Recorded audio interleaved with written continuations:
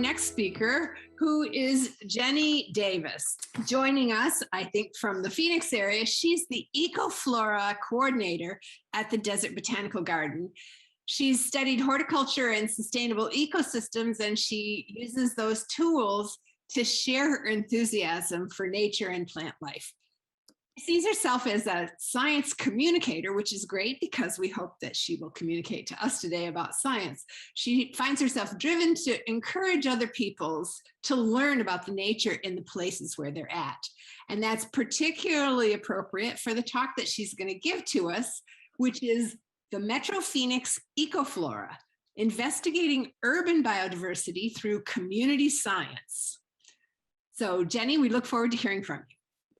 Thank you so much, Lynn. Hello, everyone. Thank you for having me tonight. I'm excited to talk with you about the Metro Phoenix EcoFlora plants and community science.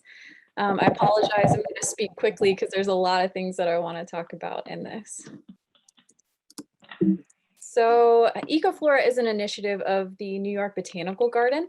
It was developed in 2016, and in 2019, they received a national leadership grant from the Institute of Museum and Library Services to scale up this project across the country. Our recipients of this grant were the gardens you see on this slide, including us at Desert Botanical Garden. EcoFlora is also under the umbrella of the Central Arizona Conservation Alliance, and we are supported by them and contribute to their efforts. So what is an EcoFlora? EcoFloras are projects that leverage community science to collect data on urban biodiversity, specifically plant life. At the same time, the project enhances community relationships with nature through events, resources, and technology. So the three main ideas behind EcoFlora are understanding more about urbanization, making biodiversity data accessible, and increasing appreciation and understanding of plant life. So the Metro Phoenix EcoFlora is our local chapter of this larger EcoFlora project. So the map you see on the left is our boundary or study area, and all the red dots are observations that community scientists have made. The boundary is loosely based on CASCA's study area.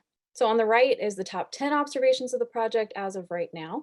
And I want to note that we're focused on plant life, but accept observations of all species because we want to explore things like pollinator corridors, landscape practices, and more. As a side note, we don't encourage observations of houseplants or dogs being comfortable in living rooms. So community engagement is critical. Without community scientists, this project literally wouldn't exist, and I am so grateful for them. We host virtual and in-person events and have a merit system for project members. Ecoquests are an example of our events. We talk to scientists, researchers, community leaders, and attendees have a chance to ask questions and learn. We also have a newsletter and social media that helps keep everyone up to date and broadens the scope of education and awareness. So even if people aren't actively out making observations or collecting data, they can still learn and benefit from the project. So we love to collaborate and elevate voices and efforts. We also provide support for setting up similar programs to EcoFlora. For example, we provided the foundational materials for the Maricopa County Parks and Rec Eco Blitz. An important part of the project is Ecoquests. So these are monthly challenges that task the community with finding specific species or interactions, and they're a great way to hone in on specific data, outreach and educate, and collaborate with other organizations. For example, the photo you see on this slide is our Gander at Grasses Ecoquest, and yes, we try to make fun names every month. This Ecoquest was focused on raising awareness about invasive fountain grass and letting folks know about some great native grass alternatives. So we collaborated with the Phoenix chapter of the Arizona Native Plant Society, promoted them, shared a fountain grass pamphlet in English and in Spanish, and we provided actions that people could take depending on where they found fountain grass. Another example, as some of you may know, Western monarch numbers are in decline. So this past February, we hosted an EcoQuest with great milkweed grow out to see how many monarch butterflies and milkweed plants we could observe. We also recently had the honor of advising a Girl Scout on her gold project. She had noticed that many saguaros, especially in urban areas, were losing arms and not doing so well. So she created a project on iNaturalist documenting the health of urban saguaros, and we're now looking at collaborating with her. And we've been discussing a project at the garden with Dr. Tanya Hernandez, comparing the genetics of wild saguaros with urban, and we'll be doing an EcoQuest to gather more data. So everybody take a deep breath. We're going to get into the more technical aspect of the project. So how do we collect all these observations and data? So we use a web-based platform, an app called iNaturalist, or iNat for short, which is like a digital field guide and notebook that helps you identify what you're seeing and allows you to record observations. So the photos you take are coupled with location, date, and species data to create an observation. Other users from around the globe can weigh in and help confirm your identifications and provide more information. I'm sure a few of you are familiar with iNaturalist, and I'm sure some of you might cringe a little bit when I say iNaturalist. No system is perfect, and this platform does have its drawbacks. Data quality can be problematic. So when you make an observation in iNat, it suggests an identification, which is usually pretty accurate thanks to years of crowdsourced data. So other people can then add identifications, and once 2 or more people agree, it becomes research grade. A big gripe is that you don't need to have a background or experience in or any kind of credentials to make identifications. What can happen is that people incorrectly ID things, whether they're just trying to increase their stats or are earnestly trying to learn and get better at identifying. So this can become a larger problem because research grade observations are added to the global biodiversity information database, which is more widely used by scientists. So observations themselves can also be poor quality. I've seen one blurry photo uploaded of something green that I assume was a plant, or people take photos of animals at the zoo or cut flowers on a table. But there are ways of having quality control, and you can create a project for only people that you invite and specify rules, so you do have some data quality control there. Some folks also dedicate their time on iNaturalist to making sure IDs are correct. That's their thing. They don't really make observations. They just do IDs or correct IDs. In my experience, poor quality data is not the majority on iNaturalist, and I think this data is better than having no data. So if you allow it, the app also adds location data to observations, and many people fear that having the location of rare or collectible plants accessible, like this Cristate California barrel cactus, is dangerous, and they're right. Poachers could see this location and go do their thing, but iNaturalist does have options. So there are settings, and setting to private doesn't let anyone see coordinates, or you can set to obscured, which places the observation randomly in a 2-kilometer square. iNat is supposed to automatically obscure sensitive species, and that's mostly based off of NatureServe, but I found this to be a little lacking. On the flip side, some scientists use this information to do their work, and when they can't see the location, they have to directly message the observer to ask for location permissions.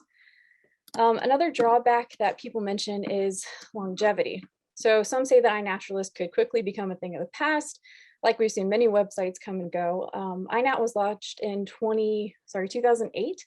So for people that have a bad concept of time like me, that's about 13 years.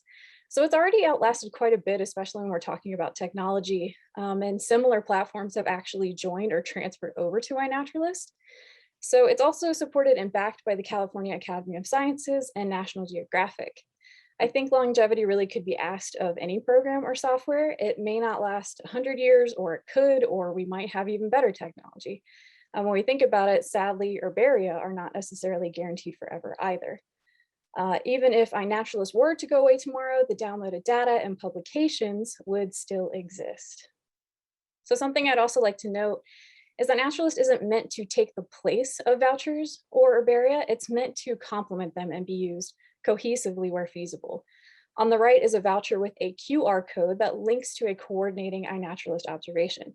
I think this is super cool. We can have a voucher and the ability to have a digital complement that shows photos of the living species, a map with the location, notes, and the ability to actually message that person about that observation.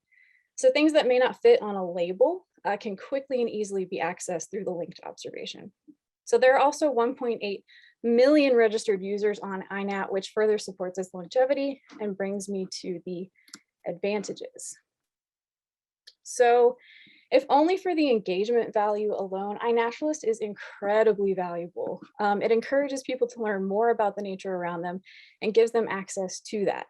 So people are engaged in and excited about going out and finding plants and learning more about them. And this is incredibly important in a time when most adults can't identify 5 of the plants around them. The more people that learn about nature, ideally, the more likely they are to protect it. Again, this isn't meant to take the place of dichotomous keys or field guides, but it is something that the majority of people have in their hands already. So the ability to use your phone to quickly take photos of a plant or animal and have an identification in seconds is really amazing. This is a tool that's also very accessible for anyone who has access to the internet and a camera. It doesn't even have to be a smartphone. Some folks we know take photos on a camera and upload observations at the library or over public Wi-Fi. So this app is also free. You can donate to iNaturalist if you want, but it's completely free to have an account and to store all of your observations and project data. It doesn't overwhelm you with advertisements of any kind. Personally, I think one of the most amazing things about community science is the people power and the opportunity to discover. So the more eyes that we have looking, the more likely we are to see interesting things. So this brings me to abundance. These are our current stats of last week when I made this slide, and it's from the start of the project in February of 2020. So we've had over 35,000 observations by project members, and about 60% of those are research grade, which we talked about earlier. We have 355 project members. I think that's actually increased to 360 within the past few days, 249 active observers, and about 1,700 identifiers. About 2,500 species have been observed. About 45% are plants and about 1,100 different plant species. Insects are quickly catching up, especially after that awesome butterfly and moth boom we had this past monsoon season. So this is community science, folks being out there, having so many people making observations in places that 1 or 50 scientists with the time and resources may not even be able to do. The more people looking at all kinds of things and studying and contributing to science leads to amazing work and better understanding of the natural world. So I honestly have so much fun just looking at what everybody sees in this project. I highly encourage you to check out our project page. Like I didn't even know we had roseate spoonbills here, or we have badgers in our parks. This is all in Metro Phoenix, and it's amazing to see this capsule of biodiversity and to be able to see it in a really visual and interactive format that is iNaturalist. So some interesting finds in terms of plants, just a couple of things, and we're hoping to learn about more, but I'll talk about that in a bit. On the left, we have something going on with the saguaro, possibly some kind of crustacean, but no one at Desert Botanical Garden is 100% sure. We've had observations of what appear to be recent introductions, including corn spurry, Spergilla arvensis, and Lasiophogon, which is suspected to be a recent introduction to North America, possibly the Western Hemisphere. And again, these are thanks to the keen eyes of people on iNaturalist pointing these things out. Something else really interesting we can do is monitor changes through time. A project member observed this beautiful patch of Dudleya arizonica, and then the same area over a little bit over a year later, which had washed out almost completely, and the plants were looking considerably less healthy, unfortunately. A few more interesting finds. Does anyone know what they're looking at on the right side and the top middle of the screen? You can type in the chat if you want. So those are tamarisk beetles and larvae, which if you don't know about them, I encourage you to attend the presentation after this one to learn more. A couple of project members observed them near Cave Creek and the Gila River last month, and this is the closest we've seen them to Metro Phoenix. We contacted Fish and Wildlife Service and Rivers Edge West, who does monitoring, and they let us know that they had seen a few in September, roughly in the same spots, but these were the first observations on iNaturalist, and we were able to add those records to theirs. So we're also looking to collaborate on an Ecoquest in the spring when they reemerge to see what we can find. Top left is a violet clouded skipper. Lisa Rivera observed this while doing a butterfly count, and it's apparently a pretty rare sight in our area, and there's only 2 observations on iNaturalist. So the wild looking insect in the bottom middle was actually seen in a grocery store by a project member, which illustrates how iNaturalist can possibly track species that could be brought in on produce. So over the next year, we're really looking to dive more into the science and research aspect of this project. We also use SEINet, an online portal for floristic information, which I'm sure, of course, many of you are familiar with. So through SEINet, we're building on the work of those before us, as science does. The Phoenix Flora that was done by Dixie Damerel, Donald Pinkava, and Les Landrum in 1997 to 1999 is important to the Metro Phoenix EcoFlora because it pretty much gave us a baseline of what had been recorded within a 40-mile radius of the Arizona State Capitol building. So taking data from SEINet and comparing it to what we're finding in iNaturalist, we've come up with species lists, and we're really excited about this. With the species list that have been, what we're seeing is things that haven't been vouchered in our area, and we can start making collections to add to them. And this is where we can see if there might be new introductions and things like that. There are currently about 250 species on that list. On the flip side, there are about 1,200 species we haven't seen on iNaturalist. So this could be because iNaturalist is a newer platform, whereas SEINet, dates back well into the 1800s or before. But what will be interesting to see is if we can try to find as many of these as possible and get those observations in iNaturalist. So with both of these lists, we hope to get a glimpse into plant biodiversity in Metro Phoenix over time. And we're also looking at making publications, attending conferences, and all of that in the upcoming year. So that's it. Very excited to carry this project into the future to see what we can find and collaborate on. If you have any questions, please feel free to email me. I'll also put links to our website and newsletter in the chat, and you can follow us on social. But thank you again, and I'm happy to answer questions. Great, thanks so much, Jenny. That was a whirlwind tour, but you certainly have lots of things going on. I encourage anyone who's listening to type questions into the chat. One comment that we had early on was from one listener who says she'd very much like to thank you for using the term community science rather than citizen science. I think that's a broadening of the perspective, and I think that's a nice modification of some of the terminology we often see. So one question here, is iNaturalist connected to Google Lens? Not that I'm aware of, and that's the thing that's great about iNaturalist is that it gets that data out there where other people can see it, whereas Google Lens is great and you can, figure out what things are, it does pretty good at identifying, but it doesn't go any further than that. It doesn't benefit anyone but, yourself or your own knowledge. So that's why I think another aspect of iNaturalist is really great because it contributes to this bigger community of scientists. Mm-hmm. Another comment, could there be a project that would look at the phenology of plants as a result of climate change? Yeah, you definitely can start a project. There may even be projects on iNaturalist that people have created to do that. I know the Phenology Network, that's what they really are into. Right. So that's a big project for them. Yeah, and I don't know if they use an iNaturalist platform or not, but it seems like they would be that would be a good match. Yeah. So one comment here is requesting whether there are people who would like to get a Tucson project going. So we're happy to help. Well, that's good to know. How do your sort of outputs so far compare to some of the other groups across the nation that are under the same umbrella for this funding? Have you been in contact with them? Yeah, we have monthly meetings with all of the partner gardens. So we all talk about our Ecoquests and that kind of thing. But we're a little different. Actually, some projects chose just to do plant life without including any wildlife or insects. Others chose to have it completely open, whereas the Metro Phoenix EcoFlora project, you have to join and become a member because we wanted to make it feel like a community more so. So it's a little hard to compare metrics because we're all a little different. But yeah, we do pretty well. We've got a good amount of project members, and 35,000 observations is really awesome, I think. So. And I'm not sure if you had this on your earlier slides, but how did you go about sort of advertising this in the Phoenix area and recruiting people to participate? Did you have a certain strategy about how you recruited your participants? Yeah, so we made our mission, vision, and goals, and I, really wanted this to, again, be community-based. And so, of course, the volunteers at Desert Botanical Garden were a huge audience for us. Arizona Native Plant Society, big shout out to Phoenix chapter.